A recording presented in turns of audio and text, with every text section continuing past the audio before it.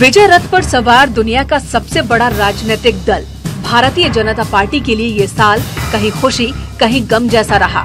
इस साल जहां त्रिपुरा, नागालैंड और मेघालय जैसे उत्तर पूर्वी राज्यों में बीजेपी सरकार बनाने में कामयाब रही, वहीं बीजेपी के गढ़ कहे जाने वाले गोरखपुर, फूलपुर और कैराना में हार का मुंह ताकना पड़ा। साल 1991 से बीजेपी के खाते में रही गोरखपुर सीट मार्च में हुई उपचुनाव में सपा के खाते में चली गई।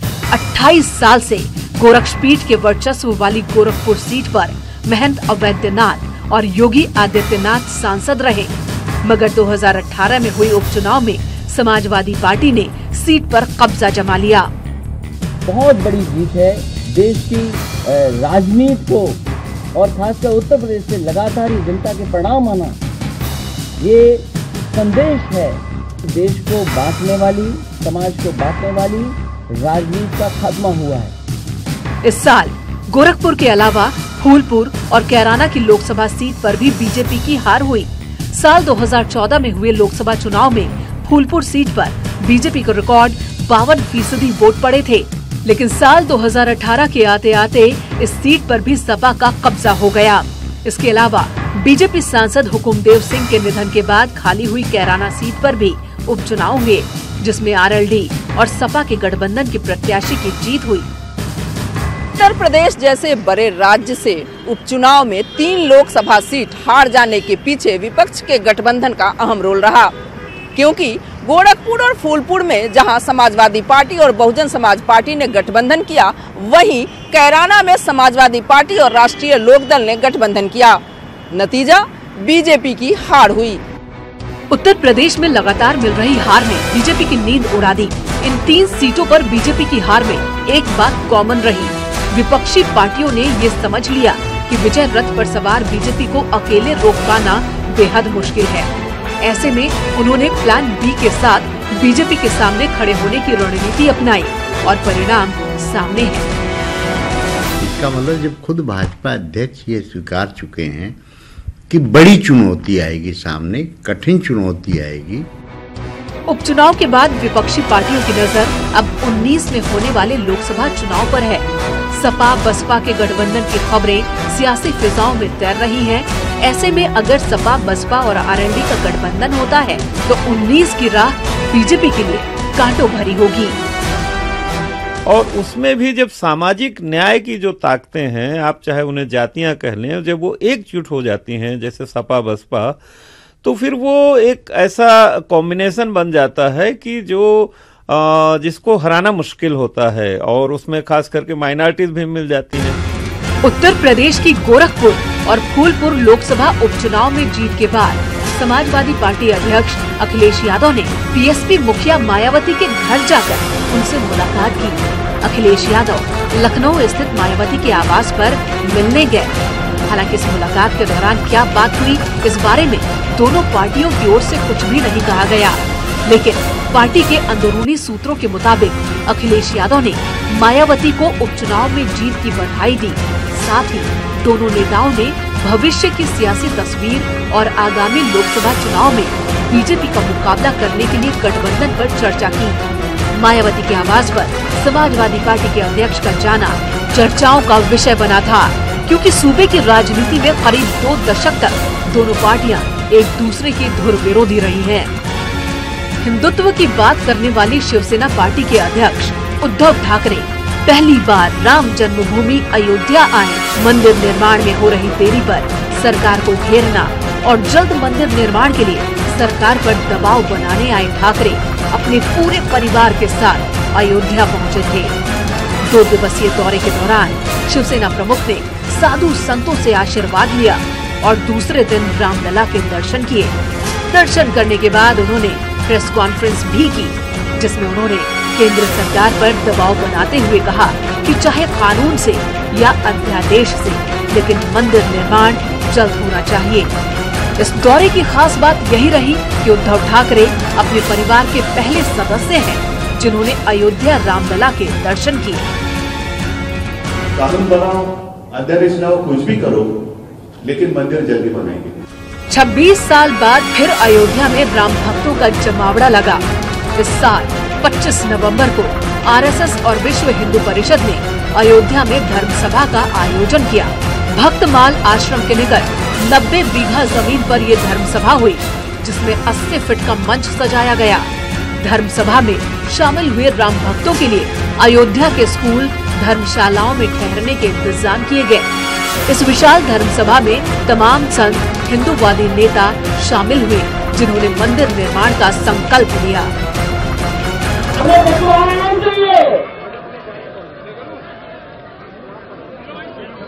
हमने बदलाव किसी से नहीं मांगा, हमें पूरी की पूरी भूमि चाहिए। 1992 के बाद पहली बार इतनी बड़ी तादाद में भीड़ अयोध्या में जुटी थी, इसलिए विदेशी मीडिया ने भी इस धर्म सभा को कवर किया। सभा में हजारों भक्त शामिल हुए। भक्तों का जोश देखने लायक था। धर्म सभा में साधु संतों ने केंद्र सरकार से मंदिर निर्माण के लिए जल्द ही रास्ता खोजने की मांग की। इस धर्म सभा पर लखनऊ से मुख्यमंत्री योगी आदित्यनाथ खुद नजर बनाए हुए थे। मुख्यमंत्री योगी के निर्देश पर अयोध्या में सुरक्षा के पुख्ता इंतजाम किए गए थे। धर्म सभा में किसी भी तरह कानून व्यवस्था न बिगड़े, इसके लिए बाकायदा 47 कंपनी पीएसी समेत भारी संख्या में सुरक्षा बलों की तैनाती की गई थी। स्वामीनाथन कमेटी की सिफारिशों को लागू करने समेत कई मांगों को लेकर हरिद्वार से दिल्ली जा रही किसान क्रांति पदयात्रा गाजियाबाद के लोनी पहुंची, तो पुलिस के जवान किलेबंदी कर सामने खड़े हो गए। राजधानी की दहलीज पर पहुंचने से पहले ही सरकार ने किसानों के सामने पुलिस को खड़ा कर दिया, जिसके बाद दोनों के बीच खूनी संघर्ष हुआ। ट्रैक्टर जब आगे बढ़ने लगे तो पानी की तेज बौछार से उन्हें रोकने की कोशिश की गई। पदयात्रा में शामिल किसानों के हौसले इससे भी नहीं टूटे तो उन पर आंसू गैस के गोले छोड़े गए। दिल्ली की सीमा पर किसानों और जवानों के बीच जमकर संघर्ष हुआ। इस खूनी संघर्ष में कुछ किसानों को चोटें भी आईं। हालांकि किसानों के आगे सरकार को घुटने टेकने पड़े और उन्हें दिल्ली जाने की अनुमति देनी पड़ी। भारतीय किसान यूनियन की अगुवाई में हजारों किसान 200 से अधिक ट्रैक्टर्स पर सवार होकर किसान घाट पहुंचे। वो यात्रा पूरी होगी हमारी और अभी हमें कोई वो नहीं, ना कोई हमारा धरना ना प्रदर्शन है। ठीक है, वो समापन कर दिया उसका। जेल से रिहा हुआ रावण 2017 में सहारनपुर में हुए जातीय दंगों के मुख्य आरोपी चंद्रशेखर उर्फ रावण को इस साल 14 सितंबर को जेल से रिहाई मिली। बता दें कि मई 2017 में सहारनपुर के शब्बीरपुर गांव में दलितों और राजपूतों के बीच जातीय संघर्ष हुआ था, जिसमें एक शख्स की मौत हो गई थी। इस जातीय हिंसा को फैलाने के लिए भीम आर्मी पर आरोप लगे, लिहाजा पार्टी के संस्थापक चंद्रशेखर को गिरफ्तार किया गया। गिरफ्तारी के विरोध में भीम आर्मी के कार्यकर्ताओं ने हाई कोर्ट में याचिका दाखिल की, जिस पर सुनवाई करते हुए हाई कोर्ट ने चंद्रशेखर के रिहाई के आदेश जारी किए थे।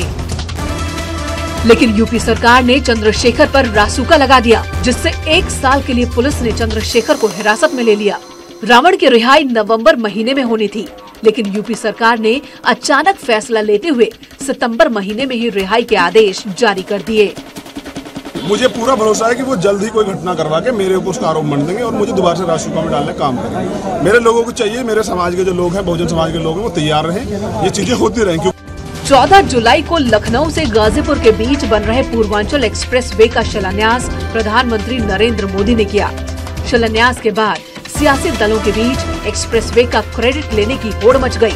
शिलान्यास से अगले दिन ही समाजवादी पार्टी के अध्यक्ष अखिलेश यादव ने प्रेस कॉन्फ्रेंस कर बीजेपी सरकार पर निशाना साधा। हम ये कहना चाहते हैं कि समाजवादियों का शिलान्यास कर रहे हैं, समाजवादियों के काम के उद्घाटन ये लोग कर रहे हैं। अखिलेश यादव के बाद बीएसपी सुप्रीमो मायावती भी क्रेडिट लेने की लड़ाई में कूद पड़ी। मायावती ने दावा किया कि पूर्वांचल एक्सप्रेस का मेगा प्रोजेक्ट समाजवादी पार्टी या बीजेपी नहीं, बल्कि उनकी सरकार की देन है। आपको बता दें कि पूर्वांचल एक्सप्रेसवे उत्तर प्रदेश के 9 जिलों से होकर गुजरेगा। इसके दायरे में पूर्वांचल की लगभग 18 लोकसभा सीटें आती हैं। 18 सीटों वाले इस एक्सप्रेसवे का श्रेय सियासी दल लेना चाहते हैं, ताकि चुनाव में इसका फायदा मिल सके। पूर्वांचल एक्सप्रेसवे आजमगढ़ के 90 किलोमीटर के इलाके से गुजरेगा। वहीं इलाहाबाद, अयोध्या और गोरखपुर भी इससे लिंक होंगे। मोदी के बाद योगी बने बड़े प्रचारक।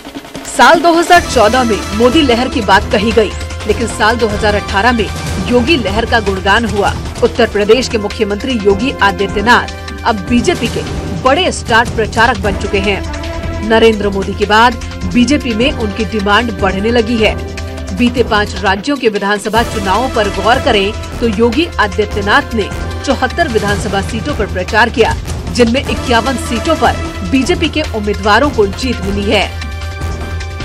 ये योगी जी का भारतीय जनता पार्टी का मूल, और जहां तक बात करें तो भारतीय जनता पार्टी में हाल के उपचुनाव हुए हों या विधानसभाओं के चुनाव हुए हों, तो योगी जी की बहुत डिमांड रही है। सीएम योगी का स्ट्राइक रेट करीब 69% रहा, इसलिए अब ज्यादातर उम्मीदवार सीएम योगी से अपने क्षेत्र में सभाएं करवाना चाहते हैं। लेकिन योगी आदित्यनाथ के करीबी सूत्रों की माने तो योगी आदित्यनाथ बीजेपी हाईकमान के दिए निर्देशों के मुताबिक ही अपनी राजनीतिक सभाएं करते रहे। कभी योगी ने अपनी पसंद नहीं तय की, न ही कभी सभाओं से मना किया। यही वजह है कि आंखों में इन्फेक्शन और सूजन के बावजूद योगी आदित्यनाथ काला चश्मा लगाकर एक दिन में 4 सभाएं करते रहे। राजनीति के दिग्गज अमर सिंह और आजम खान के बीच कोल्ड वॉर जारी है। समय समय पर दोनों नेता एक दूसरे पर आरोप प्रत्यारोप लगाते रहते हैं, लेकिन ये लड़ाई अगस्त के महीने में उस वक्त सुर्खियों में आ गई जब अमर सिंह ने अपने फेसबुक अकाउंट पर एक वीडियो जारी कर आजम खान को न सिर्फ ललकारा बल्कि उन पर गंभीर आरोप भी लगाए कि अमर सिंह ऐसे लोगों को काटना चाहिए, उनकी जवान हो रही बेटियों के ऊपर तेजाब फेंकना चाहिए, बेटियां तुम्हारी भी हैं। वीडियो में अमर सिंह ने आजम खान की तुलना तैमूर लंग, अलाउद्दीन खिलजी, महमूद गजनवी की नस्ल से की। और अगर इसके लिए मुझे सांप्रदायिकता का तमगा मिलता है तो बेशक मिले। अगर धर्मनिरपेक्षता का मतलब है अपने स्वाभिमान से समझौता करना, तो ऐसी धर्मनिरपेक्षता से मैं कान पकड़ता हूँ। वीडियो में अमर सिंह का गुस्सा 7वें आसमान पर था। राक्षस के एक एक ईंट का जवाब अगर पत्थर से नहीं दिया तो मैं क्षत्रिय की संतान नहीं। आजम खान के अलावा अमर सिंह ने मुलायम सिंह और अखिलेश यादव पर भी निशाना साधा। तुम्हें विष्णु का मंदिर बनाने का अधिकार है।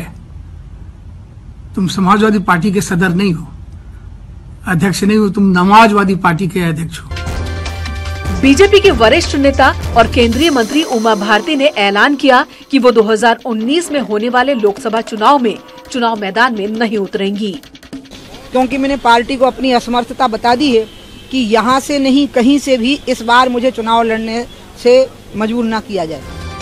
भोपाल में प्रेस कॉन्फ्रेंस करते हुए उमा भारती ने चुनावी राजनीति से संन्यास लेने का ऐलान किया। हालांकि राजनीति में उमा भारती सक्रिय रहेंगी। समाजवादी पार्टी के संरक्षक मुलायम सिंह के भाई और अध्यक्ष अखिलेश यादव के चाचा शिवपाल यादव वैसे तो 2017 में हुए विधानसभा चुनाव से पहले ही नाराज चल रहे थे, लेकिन उनकी नाराजगी का नतीजा साल 2018 में सामने आया, जब शिवपाल यादव ने अलग पार्टी का गठन किया। अपनों से नाराज शिवपाल यादव ने नई पार्टी बनाई और समाजवादी पार्टी से नाराज नेताओं को अपने साथ जोड़ा। इस साल उनकी पार्टी को चुनाव आयोग से चिन्ह भी प्राप्त हुआ। हम तो हमेशा लड़े, हम हमेशा लड़े हैं, हम लड़ेंगे अभी अंधेरों से। हमें जिद है यहाँ रोशनी फैलाने की और समाजवाद लाने की। चुनाव चिन्ह मिलने के बाद शिवपाल यादव ने लखनऊ के रमाबाई मैदान में जनाक्रोश रैली कर शक्ति प्रदर्शन किया। प्रगतिशील समाजवादी पार्टी की इस महारैली में हजारों कार्यकर्ता शामिल हुए। इस रैली की खास बात रही कि समाजवादी पार्टी के संरक्षक मुलायम सिंह यादव भी यहाँ मौजूद थे। राजनीतिक जानकारों का कहना है कि शिवपाल यादव की पार्टी 2019 लोकसभा चुनाव में समाजवादी पार्टी के यादव वोट बैंक पर सेंध मार सकती है। कुंदा से विधायक रघुराज प्रताप सिंह उर्फ राजा भैया ने भी इस साल नई पार्टी का गठन किया। राजनीति में 25 साल पूरे होने पर राजा भैया ने लखनऊ के रमाबाई मैदान में महारैली की, जिसमें राजा भैया के लाखों समर्थक शामिल हुए।